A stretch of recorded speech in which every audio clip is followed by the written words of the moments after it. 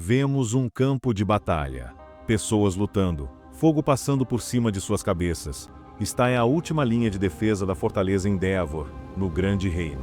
Um único golpe e vários cavaleiros são derrotados. Quem está massacrando esses homens? Orcs. Os orcs escalam os muros. Lutem com todas as suas forças, soldados de Endeavor. Matem todos esses orcs malditos. Grita um comandante humano. Do outro lado, os orcs também rugem, suas vozes preenchendo o ar com um grito selvagem. Magos orcs lançam feitiços contra o exército humano, enquanto outros preparam ataques ainda mais devastadores. Eles entraram no modo Berserk. Comenta Filion, vice-comandante da fortaleza Endeavor. Agora é só questão de tempo até que o portão sul caia. O desespero está claro. Seus números são problemáticos. Mas o verdadeiro problema começa quando Lord Orc se juntar à batalha. Ele é um mestre de aura, diferente dos antigos lords. Isso significa que pode usar habilidades especiais. Os orcs já tomaram os muros do castelo. Este pode ser realmente o nosso fim. Parem eles. Não importa o que aconteça, protejam o castelo com suas vidas. Grita Filion. Um orc gigantesco pisa em um cavaleiro, esmagando-o sob seus pés. Após o impacto, uma energia azul começa a emergir do corpo do cavaleiro morto. Não é um caso isolado. O mesmo acontece com outros cadáveres espalhados pelo campo de batalha. O quê? O que é essa luz? Os cadáveres. Eles estão levantando de novo. Os corpos ressuscitados voltam a lutar contra os orcs.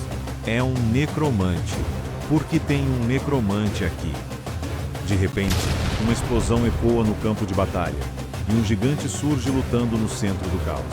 Aquele é o líder dos orcs. No meio do confronto, o suposto necromante avança calmamente pelo campo de batalha, invocando algum tipo de magia. Não será fácil derrotá-lo só com corpos comuns. Ele murmura. De sua magia invocada, monstros começam a sair de portais sombrios. Agora é a vez de vocês. Seu exército de mortos marcha em direção ao líder dos orcs. Este, por sua vez, balança sua enorme arma com toda a força, tentando eliminar os adversários. Ele golpeia o chão, acabando com vários inimigos de uma vez só. Contudo, um dos esqueletos aproveita uma brecha e surge em suas costas, atacando sua nuca. O líder dos orcs consegue desviar no último segundo, mas outro ataque atinge seu peito antes que ele possa reagir. Os monstros invocados começam a atacar em sequência. O líder desvia com habilidade, mas um deles, uma criatura com aparência de bicho, consegue acertar um golpe direto em seu estômago. O mundo é mesmo imenso. É incrível pensar que um necromante com habilidades tão excepcionais estaria neste campo de batalha. Após absorver o impacto do golpe, o líder dos orcs começa a mudar de cor. Sua pele adquire um tom roxo. Com sua força renovada, ele ergue sua arma novamente, desferindo um golpe devastador que elimina vários inimigos de uma vez, incluindo orcs que estavam em seu caminho. Uma fada surge no ar, lançando um feitiço sobre os orcs atingidos. Eles começam a inchar e, de repente, explodem. Sangue preto e vermelho se espalha pelo campo. Tanto a fada quanto o orc são invocações do necromante. Ele conseguiu virar a maré da batalha sozinho. Comenta um soldado humano, observando incrédulo. Apesar da magia negra ser proibida pelo Império, os soldados não podem ignorar o impacto devastador das invocações.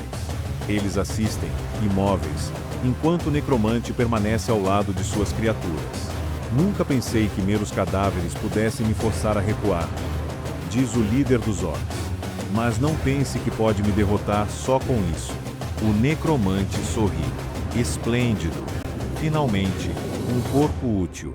Você tem as qualificações para se tornar um dos meus companheiros. Ele invoca uma arma feita de ossos e avança contra o orc. A arma é lançada em sua direção, mas o orc consegue segurá-la. Em resposta, ele desferra um golpe poderoso com sua espada, cortando a arma e, aparentemente, o braço e as pernas do necromante. Contudo, o que ele cortou era apenas uma ilusão. O necromante reaparece, e o orc tenta desferir outro golpe. Uma onda de impacto preenche o local. Quando a poeira baixa, vemos a arma do líder dos orcs cravada em um escudo ósseo, invocado no último instante pelo necromante. Eu devo me tornar ainda mais forte, pelo bem da minha própria sobrevivência, murmura o necromante. Debaixo de seus pés, esqueletos começam a emergir, cercando seu corpo em uma espiral macabra. As pessoas presentes olham espantadas. Pelo bem daqueles que são preciosos para mim neste mundo, o necromante murmura, finalizando sua invocação. Uma armadura esquelética começa a envolver seu corpo. E também para que eu continue vivendo como Andreas Cromwell. Venha, grande guerreiro que deseja mudar o mundo. Me divirta nesta batalha. Uma última vez. Agora portando sua armadura e uma katana, o necromante avança contra o orc. Os dois trocam golpes violentos enquanto voam pelo campo de batalha. Andreas encontra uma brecha e investe novamente, sua espada agora envolta em chamas. Sem hesitar, o orc prepara um golpe com sua aura, determinado a virar o jogo. A cena muda, e agora vemos um prédio luxuoso, a Academia Rodel, conhecida como a mais prestigiada e inspiradora do Império. É onde aqueles considerados promissores vêm para estudar, mas também onde aqueles que escondem suas identidades se reúnem. Em uma escadaria em espiral, um portal se abre. Ei, Andreas, você não disse que estaria aqui? Pergunta um rapaz ao garoto. Desculpa. Os dois se encontram em um porão sombrio, repleto de corpos e sangue de monstros. Pensar que você nem mesmo lembra onde está o corpo em que trabalhou na semana passada. Somos pesquisadores de magia necromântica proibida. Se alguém descobrisse isso, eu seria executado na mesma hora. É por isso que faço meus experimentos em segredo. Vemos Andreas despejando algo que parece sangue em um altar. No centro, repousa o corpo de um homem. Para trás. Vou começar agora. O velho libera uma magia estranha, e o corpo no altar começa a se erguer. Por um breve momento, ele flutua no ar, e então começa a gritar. Merda! Outra falha. Vamos encerrar por hoje. Limpe tudo e volte lá para cima. Mais tarde, Andreas está sozinho, limpando o local. Ele pensa consigo mesmo. Mesmo que seja perigoso, não parece que estou aprendendo muita coisa. Mas não é como se eu pudesse pular fora. Afinal, este é o único lugar onde consigo ler sobre magia negra. Quando termina, o velho reaparece. Demorou demais. Se leva metade de um dia só para limpar, como espera fazer o trabalho completamente sozinho? É porque você não me ensina nada. Tenho que aprender tudo sozinho. Andreas murmura em pensamento. Eu confiei um trabalho simples a você e já está nervoso assim? Não vou tolerar outra falha. Farei o meu melhor. O velho, com desprezo, continua. Não sei se posso contar com você, mas vou te dar mais uma chance. Vá ao Cemitério Nacional de Binal e traga outro corpo. Não se esqueça, apesar de ser um órfão, fui eu quem te deu um teto. Então você precisa provar que sua vida vale a pena. Se não conseguir, bem, já sabe o que vai acontecer. Eu só vou virar mais um corpo para os seus experimentos. Andreas pensa, amargurado. Então faça direito. Pode ir agora. Sim, senhor. Andreas sai do cômodo, encontrando diversos estudantes no corredor. Ele nem me deu dinheiro para a viagem. Pensa, frustrado. Enquanto anda, ouve cochichos. Olha, é o Andreas. Ele ainda está aqui? Irritado, ele grita. Não sou nenhum tipo de espetáculo. Saiam da frente. Ele passa pelo grupo, com um pensamento pesado. Isso é um saco. Não tenho a mínima ideia de como vou me livrar disso. No Império, Andreas Cromwell é conhecido como o estudante mais fraco do departamento de magia. Um órfão de uma família caída, considerado o típico bajulador dos fortes e agressor dos fracos. O pior avaliado da academia. Um vilão de terceira categoria, o tipo de personagem que ninguém quer interpretar. Mas, mesmo que eu não queira, tenho que continuar vivendo como Andreas. A voz de Andreas em pensamento muda, revelando algo surpreendente. Meu nome é Makoto Kaneiro. Makoto continua. Eu estou preso neste mundo chamado pecado. Antes disso, eu era um membro das forças especiais, incapaz de me adaptar à vida normal. Pecado foi meu único refúgio emocional. Mergulhei no jogo até me esquecer do resto. Ele relembra como, após semanas de dedicação, finalmente conseguiu completar o jogo na 12ª semana. Mas então, algo inexplicável aconteceu. Makoto Kiro, alguém que sabia tudo sobre minhas informações pessoais e meus hábitos no jogo, me ligou. A surpresa foi tanta que Makoto tentou desligar o computador imediatamente. Personagem login: Makoto Kaneiro, Andreas Cromwell. Sem perceber, eu me tornei um personagem do jogo. Para ser mais específico, estou por volta de meio ano antes da história principal começar, vivendo como Andreas Cromwell, um personagem sempre perseguido pela sombra da morte. O motivo? Todos os personagens passam pelo mesmo evento. Eles descobrem a verdadeira identidade de Sharon e, então, me matam junto com ele. Se eu não achar uma forma de fugir de Sharon antes que a história principal comece, não vou conseguir evitar me envolver com os personagens principais. Penso. Sentado em um banco em uma praça, olho para o céu, pensativo. Será que consigo mesmo zerar isso? Minha única escolha é ficar mais forte antes que tudo comece. Só posso contar com os 2 traços especiais que você ganha ao jogar por 13 semanas. Um deles é aleatório, e no meu caso, eu recebi o traço núcleo duplo, que permite usar tanto magia quanto esgrima. Não acho que eu vá sobreviver focando apenas em uma delas. Murmuro. Então me lembro do outro traço principal que posso escolher. Aperto os punhos. Determinado. Eu não tenho escolha. Preciso de algo que tenha uma boa sinergia com minha necromancia. Um sistema surge à minha frente, exibindo uma lista de opções. É a primeira vez que vejo isso de forma tão clara. Vamos lá. Caminho da arma. Provavelmente não é o ideal. Preciso olhar os traços que não tinha visto antes no jogo.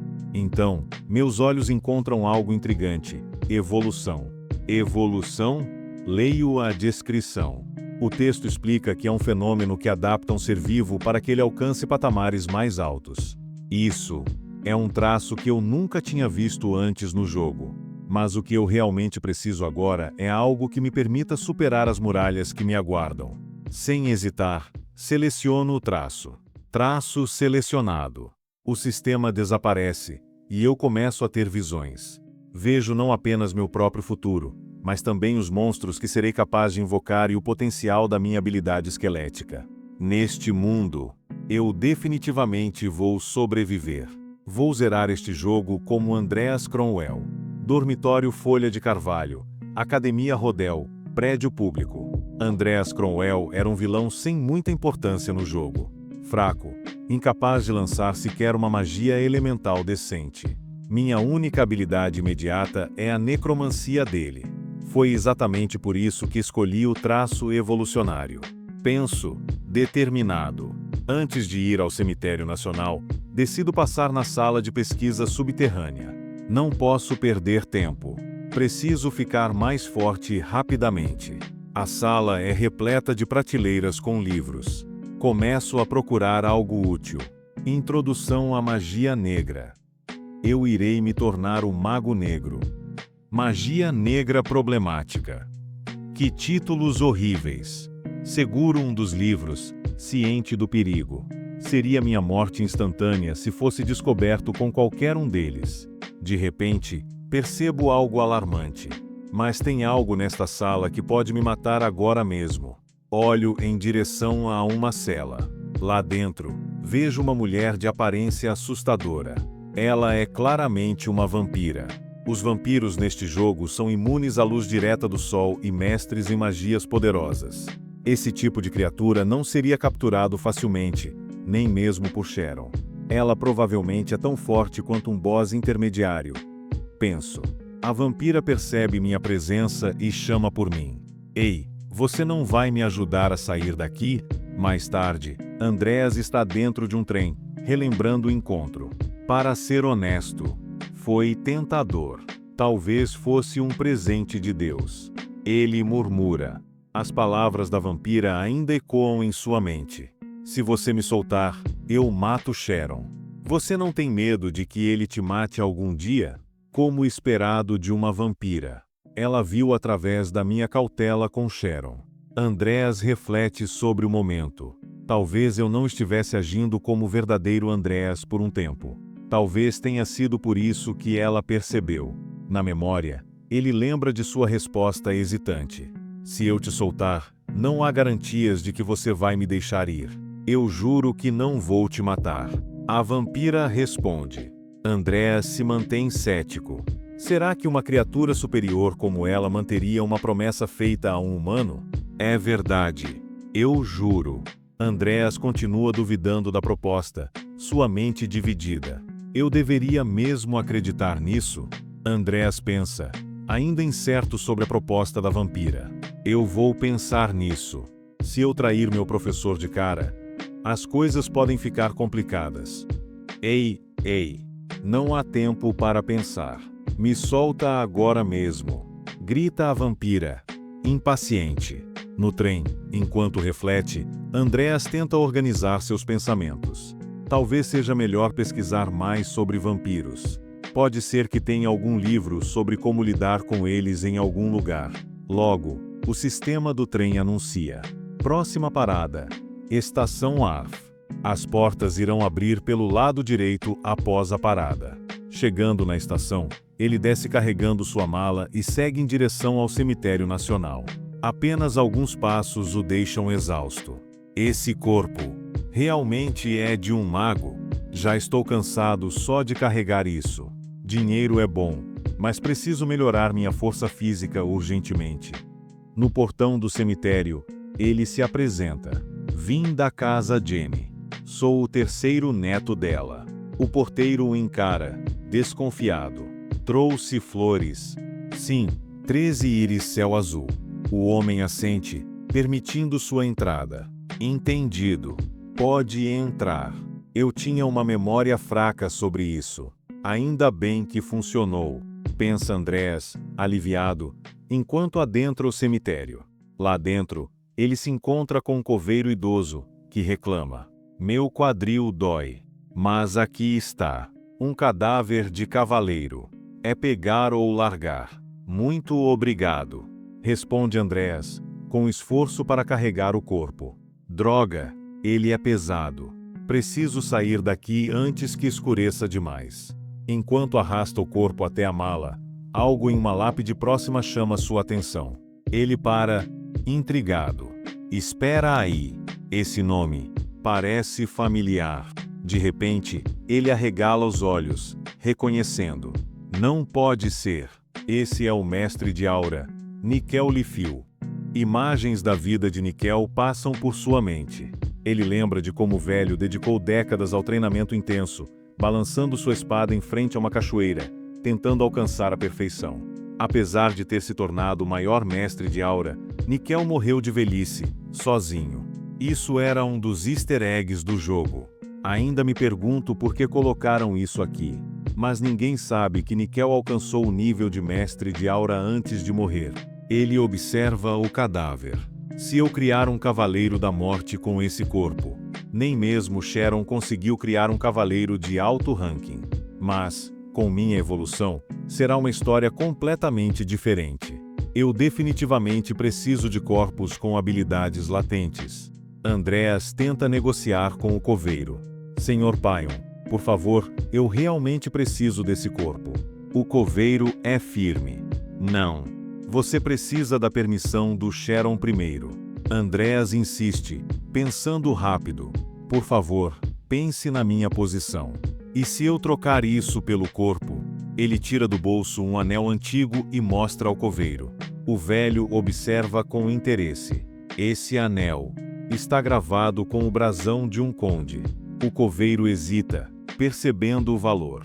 Se eu vender isso, consigo uma fortuna. Eu não tenho nada além deste anel. Como necromante, resultados são o que mais importam para mim, diz Andreas, reforçando sua proposta. Finalmente, o coveiro cede. Certo, eu aceito. Muito obrigado. Andreas responde, aliviado. O coveiro se aproxima do túmulo. Vamos desenterrar este aqui. Mas aviso, esse é difícil. Depois de muito esforço, Andreas finalmente abre o caixão e observa o corpo. Ele sente um arrepio. O futuro que vi ontem finalmente está começando. Ele inspeciona o cadáver. Parece um corpo útil. Vou começar meu treinamento de necromante o mais rápido possível. Carregando o corpo de volta, ele dá ordens ao subordinado. Cuide dos reagentes enquanto eu estiver fora. E, claro, você também será responsável pela limpeza. Frustrado, o subordinado murmura. Mal voltei, e ele já tá mandando em mim. Enquanto trabalha, Andreas reflete. Com meu nível atual, será que consigo usar o corpo do Níquel? Minha habilidade de necromancia só permite criar esqueletos por enquanto. Talvez o traço evolucionário me ajude, mas ainda não testei. Para piorar, nem tenho dinheiro para praticar com outros corpos. De repente, ele escuta o som de correntes. A voz da vampira ressoa pela sala. Ei, por quanto tempo você vai me deixar aqui? Andrea se aproxima da cela, observando-a. Você não estava dormindo? Com um sorriso malicioso, a vampira responde. Já disse que não vou te matar. Me solta logo. Você realmente quer viver o resto da sua vida como assistente do Sharon? Andreas a encara, pensativo. Eu estava esperando você falar comigo. A vampira o provoca, olhando diretamente em seus olhos. Isso mesmo. Você já decidiu? Andreas hesita. Eu sempre me perguntei como Sharon conseguiu capturá-la. Quando li sobre isso, descobri a resposta. A vampira, impaciente, insiste. O que foi? Por que está parado aí, quieto? Está com dúvidas. Decide logo, ou talvez eu acabe te matando mesmo se você me soltar. Andreas encara a vampira mais uma vez. Eu vou te soltar. Não aguento mais ser subordinado do Sharon. Ela arqueia a sobrancelha. Surpresa. Então, você decidiu? Agora remova as minhas amarras. Antes, jure em nome da sua família que não vai me matar. Ao ouvir isso, a expressão da vampira muda drasticamente. Um brilho de hesitação passa por seus olhos, confirmando algo que Andreas leu no livro. Vampiros são incapazes de quebrar um juramento feito em nome de sua família. Eu entendo. Eu juro em nome de Lúcifer. Fácil assim. Pensa Andreas, mas antes que pudesse dizer mais, uma janela de sistema aparece à sua frente. Você cumpriu as condições. Uma espécie em evoluir foi detectado. Probabilidade de evolução de Angela Lúcifer, 55%.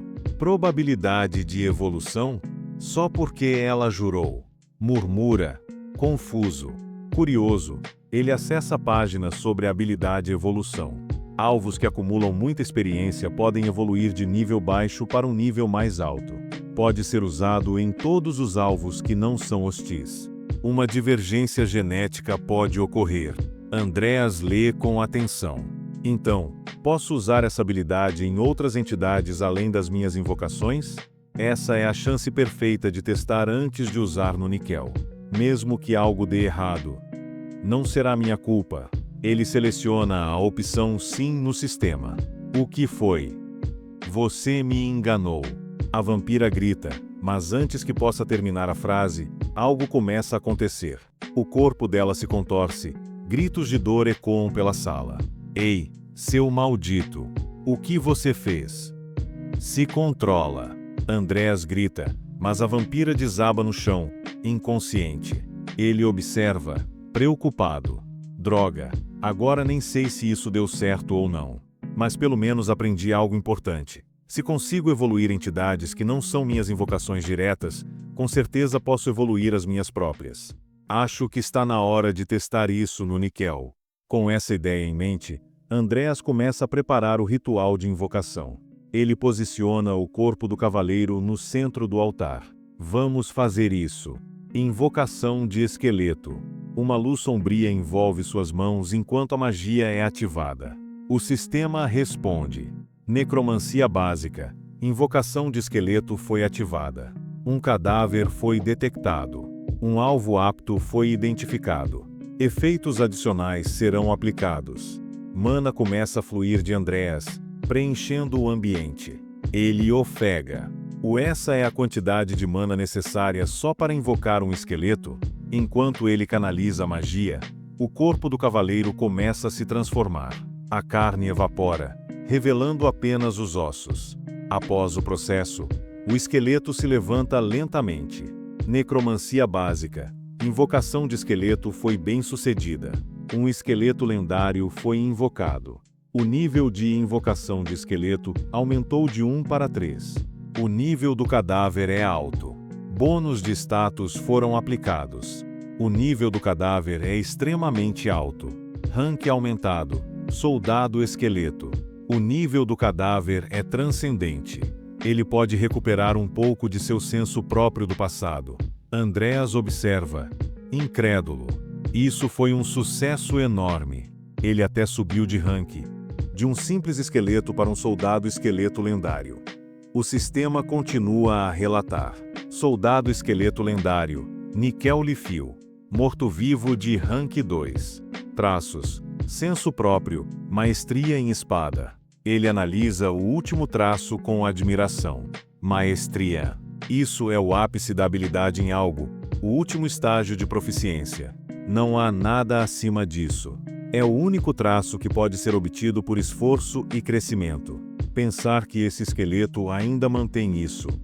Nickel levanta a mão, fazendo um gesto com o dedo, como se confirmasse sua lealdade. Você está sob os meus cuidados.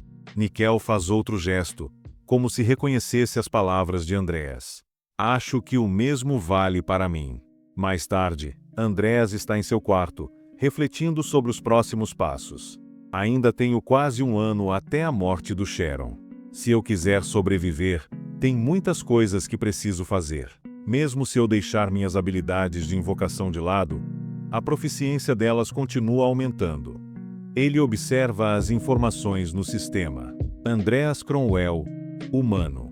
Mana, 1581. Traço, núcleo duplo. Talento, magia negra, necromancia, medíocre, magia elemental, água, ruim. Com um suspiro, ele decide. De qualquer forma, vou deixar Nickel sair do quarto por enquanto. No sistema, Andreas observa as opções disponíveis e percebe que possui apenas uma invocação armazenada no momento. Vamos lá, Nickel. Pode sair. Nickel aparece diante dele, mas Andreas rapidamente nota algo. Seria ruim se alguém visse ele assim. Vamos dar um jeito nisso. Depois de alguns minutos, o esqueleto está vestido com um casaco grosso, calças, botas, luvas e um cachecol que cobre boa parte de seu rosto. Andreas olha para ele com satisfação. Pronto, agora ninguém vai desconfiar. Não importa como você olhe, você parece humano. Nickel, no entanto, começa a balançar sua mão no ar, como se estivesse empunhando uma espada invisível. Andreas observa a cena e ri baixo. Parece que a descrição do jogo estava certa. Ele morreu treinando e ainda está treinando mesmo depois de morto. Bom para mim. Aproveitando o momento, Andreas decide testar outra ideia. Ei, Nickel, você não quer me ensinar esgrima? Enquanto isso, uma visão geral do mundo Pecata surge em sua mente, como se o sistema estivesse explicando as regras daquele universo. No mundo Pecata, talentos e rankings são fatores determinantes. Quanto menor o nome do talento, maior é o seu poder. Por exemplo, movimento é o maior nível de habilidade física existente, enquanto proeza de movimento está um nível abaixo. Andreas reflete sobre isso enquanto observa Nickel. É como se eu tivesse um mestre de aura maluco como professor. Se eu aprender direito, poderei usar a aura no futuro. E com meu traço de núcleo duplo, vou poder alternar entre aura e mana. Isso me coloca no caminho para ser um espadachim mágico. Ele relembra as histórias do grande imperador Edmond, fundador do Império, e sente uma onda de determinação. Porém, seus pensamentos são interrompidos por Nickel, que se aproxima e dá um beliscão nele. Ai! Por que você fez isso, seu saco de ossos? Nickel, incapaz de falar, gesticula como se estivesse pedindo foco. Andreas encara o gesto, irritado. Como seu aperto pode ser tão forte? Você é só uma pilha de ossos. A lembrança de seus dias no exército surge em sua mente. Ah, treinamento físico era uma piada para mim naquela época. Mas esse esqueleto está me superando. Nikel gesticula novamente, como se quisesse ensinar algo.